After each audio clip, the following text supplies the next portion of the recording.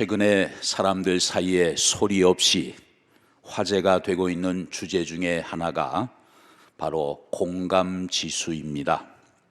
공감지수, Empathy Quotient, EQ를 말하죠. 우리가 보통 EQ 하면 Emotional Quotient, 그런 감성지수를 얘기하기도 합니다만 그거하고는 조금 차이가 있어요. 이 분야의 최고 전문가 중에 케임브리지 대학 자폐연구센터의 사이먼 베런 코헨이라는 교수가 있습니다. 이분은 우리들 각자의 공감 지수가 상이냐 중이냐 하냐 이것을 쉽게 자가 진단할 수 있는 60개 항목의 설문지를 개발했습니다. 굉장히 쉽게 되어 있고 아주 흥미로운 질문들이 있어서 그 중에 5가지 내용을 먼저 여러분에게 잠시 소개합니다. 5가지 항목 중에 3개 정도가 나에게 해당된다. 내가 바로 그런 사람이다. 그렇게 느껴지면 공감 능력이 진단이 되는 것입니다. 한번 잘 들어보시죠. 첫 번째, 나는 친구와 만날 때 약속 시간을 좀 못 맞춰도 크게 걱정하지 않는다. 에이, 늦으면 좀 늦는 거지 뭐. 기다리는 사람 생각을 별로 안 해요. 시내에서 차가 막히면 좀 늦을 수도 있는 거지 뭐. 이렇게 늘 여유 있게 생각한다는 것입니다. 두 번째, 내가 다른 사람들과 얘기할 때 자기 주장이 너무 지나치다는 소리를 나는 종종 듣는다. 세 번째, 나는 나의 어떤 말이나 행동이 예의에 맞는지 안 맞는지 판단이 잘 안 된다. 그냥 말을 막 한다는 거예요. 상대방이 이 말을 듣고 기분이 좋을지 나쁠지 느낌이 전혀 없다는 것입니다. 네 번째, 나는 다른 사람들과 대화를 할 때 상대방의 생각에 귀를 기울이기보다는 내 생각에만 집중할 때가 많다. 상대방 말을 들으면서도 그 다음에 내가 무슨 말을 할 것인지를 생각하느라고 상대방의 말이 잘 안 들리는 것이죠. 다섯째, 나는 어렸을 때 벌레를 자르면 어떻게 될지 궁금해서 벌레를 자주 잘랐다. 이 5가지 문항 중에서 맞아, 내가 그런 사람이야. 야, 내 얘기를 하고 있네. 그렇게 체크가 되었다면 이분은 EQ 공감 지수가 상당히 낮은 사람입니다. 옆에서 잘 돌봐 드려야 합니다. 자, 이번에는 또 다른 5가지 내용을 말씀드립니다.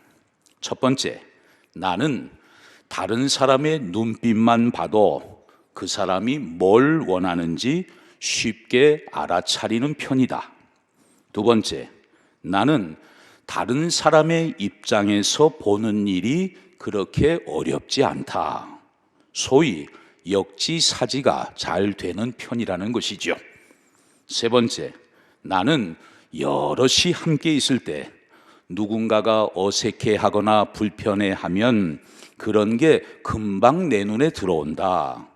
굉장히 예민한 스타일이죠. 네 번째, 나는 뉴스를 듣다가 어느 나라, 어느 지방, 어떤 사람들이 어려움을 당하고 고통받고 있는 모습을 볼 때는 내 마음이 정말 아프다. 다섯 번째, 친구들은 내가 자기들을 잘 이해해 준다고 하면서 자신의 문제를 가지고 자주 나한테 와서 이야기한다. 자, 이 5가지 내용 중에서 3가지 이상 해당되는 분들이 있다면 이런 분들은 EQ, 공감 지수가 상당히 높은 편이라고 말할 수 있겠습니다. 신약의 사복음서를 우리가 읽다 보면 예수님께서 여러 병자들을 만나주시고 고쳐주신 이야기를 많이 보게 됩니다. 귀신 들린 사람을 예수님이 온전케 해 주셨습니다. 또 중풍병에 걸린 사람을 예수님이 고쳐주시고 심지어 죄사함까지 받게 해 주셨습니다. 게다가 나병 환자에게 예수님이 손까지 대시면서 치유해 주셨습니다. 여러분, 이런 이야기들을 들으실 때 제일 먼저 떠오르는 생각은 무엇입니까? 야, 예수님이 이번에도 병자를 고쳐주셨구나. 기적이 일어났구나. 주님의 능력은 정말 대단하시구나. 아마 많은 분들이 이런 생각을 먼저 하실 수 있겠습니다. 그런 분들 중에 또 어떤 분들은 야, 그 중풍병자 참 기뻤겠다. 특별히 그 나병 환자 너무 행복했겠다. 왜냐하면 다른 병은 아프면 가족들이 옆에서 돌봐주고 병원에도 같이 가줄 수 있지만 나병은 어떻습니까? 한 번 걸리면 그 병 자체도 힘들지만 가족들과 함께 있을 수가 없어요. 저 산속으로 격리되어야만 했습니다. 그리고 거기서 홀로 외로이 쓸쓸하게 죽음의 날을 기다려야 했어요. 장례 치러줄 가족도 없었던 것입니다. 그런데 그런 병자가 고침을 받고 가족의 품으로 건강하게 돌아왔으니 그는 물론이고 그 가족들도 얼마나 기뻤겠습니까? 여러분이 여기까지 생각이 드신다면 여러분은 EQ 공감 지수가 굉장히 높은 분들이에요. 왜냐하면 남의 사정에 대해서 아주 민감하기 때문입니다. 이게 바로 공감 능력이에요. 그런데 성경을 우리가 자세히 읽어보면 이렇게 좋은 일이 일어났는데도 그리고 그 현장에 아주 가까이 있었는데도 전혀 기뻐할 줄 모르는 그런 사람들도 있는 것을 보게 됩니다. 한마디로 EQ 공감 지수가 아주 낮은 사람들이에요. 그 대표적인 사람들이 바로 예수님 당시의 바리새인입니다. 마가복음 1장에 보면 예수님이 처음에 회당에 들어가셔서 말씀을 가르치고 계셨습니다. 그런데 갑자기 귀신 들린 사람 하나가 회당으로 뛰어들어왔어요. 막 소란을 피웠어요. 그래서 예수님이 그 귀신을 꾸중하시고 그 귀신을 그 사람에게서 내쫓아 주셨습니다. 마침내 그 사람은 정상적으로 회복될 수 있었습니다. 이 고침받은 사람이 얼마나 기뻤겠습니까? 그 모습을 본 마을 사람들도 막 박수를 치면서 환호성을 지르면서 축하해 주었습니다. 그런데 마침 그날이 안식일이었어요. 그러한 경사스러운 상황 속에서도 바리새인들의 반응이 어땠을까요? 저 예수 안식일을 어겼구만, 안식일에 사람 고쳤구만, 그런 아주 차가운 반응을 보인 것입니다. 여러분, 하나님께서 인간에게만 주신 인격이라는 것이 있습니다. 하나님이 동물에게는 안 주시고 사람에게만 주셨어요. 인격을 이루는 요소가 무엇입니까? 지, 정, 의 아닙니까? 이 세 가지가 다 중요한데 그 중에서도 가장 강력한 힘을 가진 요소는 두 번째, 정, 바로 감정이에요.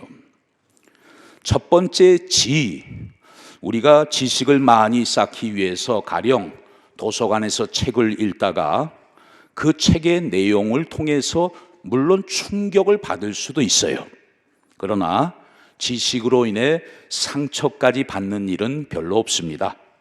그리고 세 번째 의지도 마찬가지예요. 나는 왜 이렇게 의지가 약하지? 나는 왜 이렇게 결단력이 약할까? 그런 생각을 할 수는 있지만 그것 때문에 크게 상처를 받는 일까지는 없습니다. 그런데 이 두 번째 정, 감정의 영역으로 들어가면 이게 얼마나 예민한지 몰라요. 그리고 바깥 환경으로부터 이 감정은 굉장히 영향을 받기가 쉽습니다. 평소에 마음이 평안하고 괜찮다가도 누군가로부터 직간접적으로 내 자존심을 건드리는 어떤 말이 들려오기라도 하면 그 다음부터 그 사람에 대한 이미지가 확 달라져 버리죠. 꼴도 보기 싫어집니다. 교회에서 행여나 만날까 봐 두렵습니다. 점점 거리가 멀어지게 되는 것이죠. 사람이 상처를 가장 쉽게 받는 영역이 지정의 중에서 바로 감정의 영역이에요. 하나님께서 그렇게 우리를 만들어 놓으셨습니다. 감정의 방을 다른 방들보다 몇 배나 더 크게 만들어 놓으셨습니다. 사실 저는 그 이유를 오랫동안 잘 몰랐습니다. 그런데 성경을 읽다가 오늘 본문 말씀을 읽으면서 아하, 우리를 그렇게 살게 하시려고 우리를 그렇게 만든 것이 아닌가, 그런 해석에 이르게 되었습니다. 오늘 본문 15절을 보시죠. 즐거워하는 자들과 함께 즐거워하고 우는 자들과 함께 울라. 여러분, 이 말씀이야말로 우리가 지금 이야기하고 있는 공감, 공감 능력, 공감 지수에 대해 아주 쉬우면서도 가장 정확하게 우리에게 알려주시는 말씀입니다. 물론 저기에 공감이라는 전문적인 용어는 없습니다. 그러나 내용 자체가 바로 그것을 다 담고 있어요. 한번 따라해 보실까요? 즐거워하는 자들과 함께 즐거워하고 우는 자들과 함께 울라. 우리로 하여금 이 땅에서 저런 삶을 살게 하시려는 것이 바로 하나님의 마음입니다. 그냥 덤덤하게 살지 말고, 그냥 차갑게 살지 말고, 누가 즐거운 일이 있으면 가서 함께 즐거워해 주고, 누가 슬픈 일이 있으면 가서 함께 위로하고 또 함께 슬퍼해 주라는 거예요. 누군가가 그런 표현을 했더라고요. 공감의 뜻이 무엇인가? 누가 홀로 비를 맞고 있을 때 가서 우산을 씌워 주려고 하면 그것은 공감보다는 문제 해결이다. 진짜 공감은 우산이 있음에도 불구하고 그 사람 옆에 가서 비를 같이 맞아주는 것이다. 그런데 보통 저를 비롯해서 우리 남편들은 아내들이 무슨 하소연을 하면 자꾸 문제를 해결해 주려고 합니다. 해결해 달라는 소리인 줄로만 아는 것이죠. 그거 이렇게 하면 되잖아, 저렇게 하면 되겠네, 그게 뭐가 문제야? 아주 퉁명스럽게 대답을 하곤 합니다. 그런데 사실 아내들은 그게 아니죠. 일단은 들어달라는 거예요. 이거 저부터도 잘 안 됩니다. 왜냐하면 너무 바쁘고 급하기 때문에 이것저것 다 들으려는 마음의 여유가 없기 때문이에요. 그래서 몇 마디만 듣고 그거 이렇게 한번 해봐요, 저렇게 한번 해보지, 빨리 끝내고 싶은 마음이 많은 거예요. 여러분, 오늘날 우리 시대는 한마디로 공감 부재의 시대라고 말할 수 있겠습니다. 그 어느 때보다도 소통의 수많은 도구들이 우리 손에 다 있어요. 핸드폰 얼마나 좋은 도구입니까? SNS 얼마나 우리가 활용할 수 있는 게 많아요. 그래서 정말 마음만 먹으면 지구촌 어디에 있는 사람과도 다 연락할 수 있고 서로 소식을 주고받을 수도 있습니다. 그런데 참 이상한 것은 그런 최첨단 시대를 살고 있음에도 불구하고 사람들은 옛날에 비해 자기 옆에 있는 사람과도 잘 공감하지 못하는 그런 어려움을 겪고 있는 거예요. 참 이상해요. 여러분, 그 원인의 뿌리가 어디에 있을까요? 거슬러 올라가다 보면 놀랍게도 그 뿌리는 심리적인 것도 아니고 사회적인 것도 아니고 바로 영적인 문제에 그 뿌리가 있다는 것을 발견할 수가 있습니다. 창세기 3장에 보면 인간이 하나님의 말씀에 불순종함으로 범죄한 결과 사람이 에덴에서 쫓겨납니다. 사실 에덴 동산은 한마디로 공감의 정원이었어요. 거기서는 소통이 안 되는 것이 없었습니다. 하나님과 사람 사이에도 소통이 잘 되었습니다.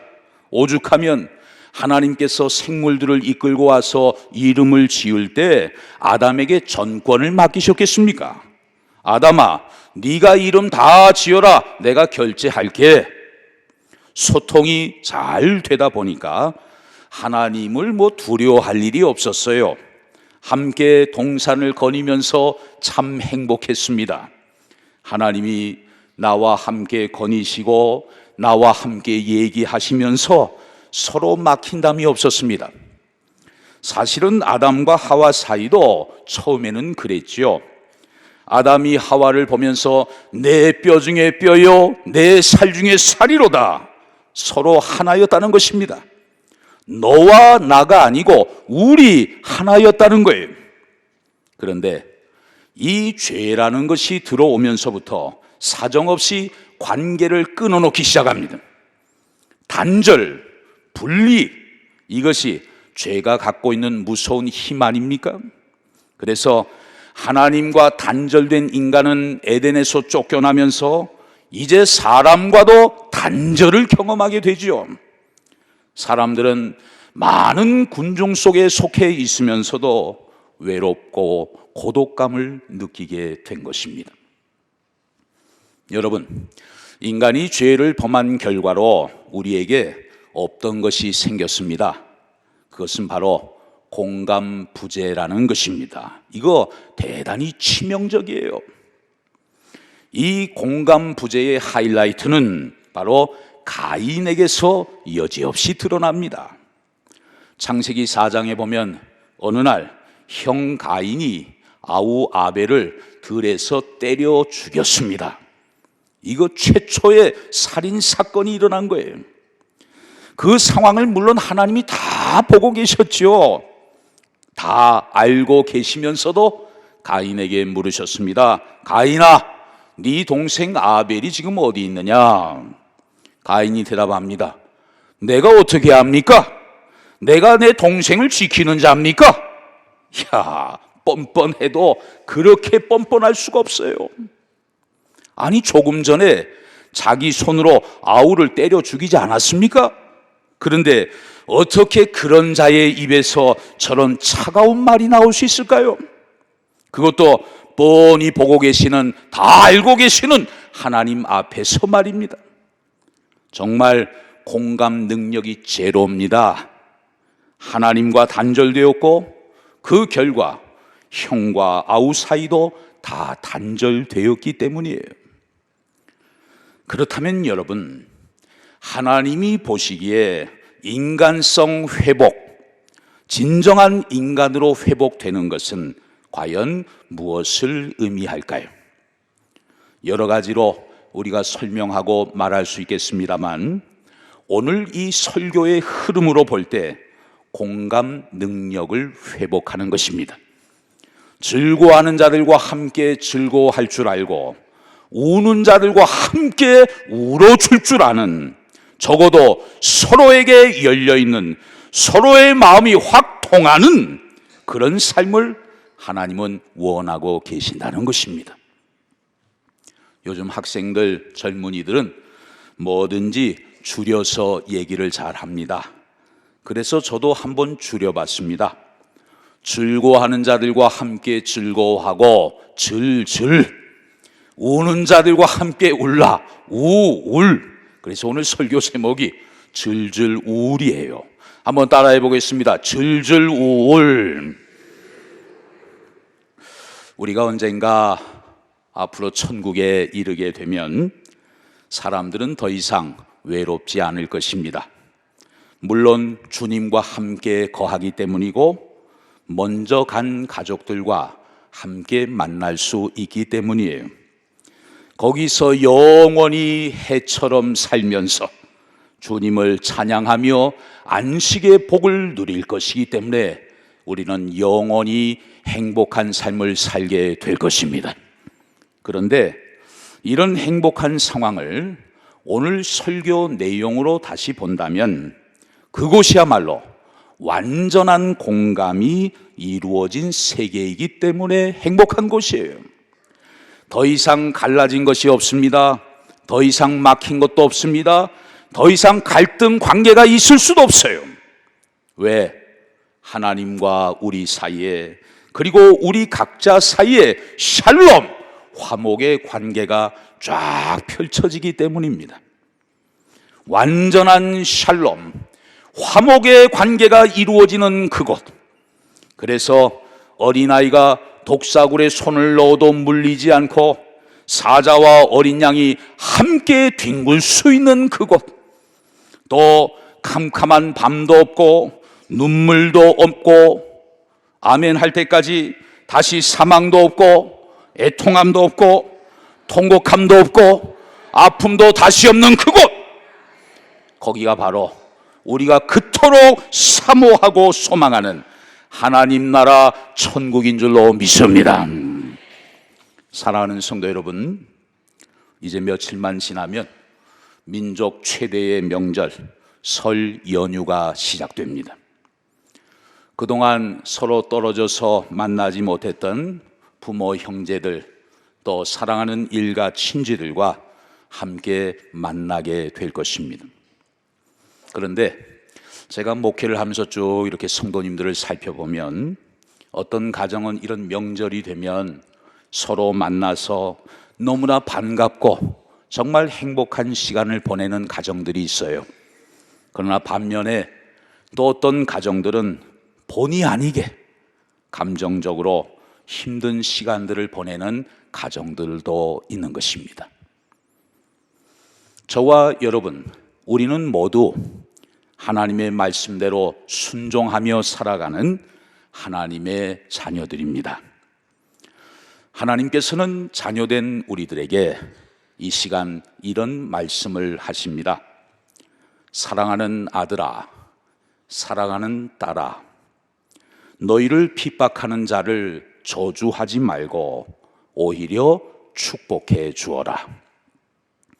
기뻐하는 사람이 있으면 함께 기뻐해 주고 우는 사람이 있으면 함께 울어 주어라. 서로 한 마음이 되고 교만한 마음을 품지 말고 오히려 낮은 사람들과 함께 사귀고 스스로 잘난 척하지 말아라. 어느 누구에게도 악으로 악을 갚지 말고 모든 사람들 앞에서 선한 일을 힘써 행하라. 그리고 할 수만 있으면 모든 사람들과 함께 화목하게 지내라. 한번 따라하겠습니다. 할 수만 있으면 모든 사람과 함께 화목하게 지내라. 그렇게 하기로 다짐하시는 분들 아멘 하시기 바랍니다. 아멘. 이 말씀 앞에 우리 자신의 모습을 한번 비춰보면서 이번 한 주간, 특별히 명절 연휴 기간 동안에 우리 삶의 현장에서 잘 실습하고 이 말씀을 잘 실천함으로 설령 우리가 IQ, 지능 지수는 좀 떨어진다 하더라도 EQ, 이 공감 지수만큼은 여러분 모두 다 챔피언이 되셔서 가정을 살려내고 일가 친지들을 살려내고 주변의 많은 사람들에게 선한 영향력을 미치며 살아갈 수 있는 참으로 훌륭한 하나님의 사람들, 저와 여러분들이 다 되실 수 있기를 주의 이름으로 축원합니다.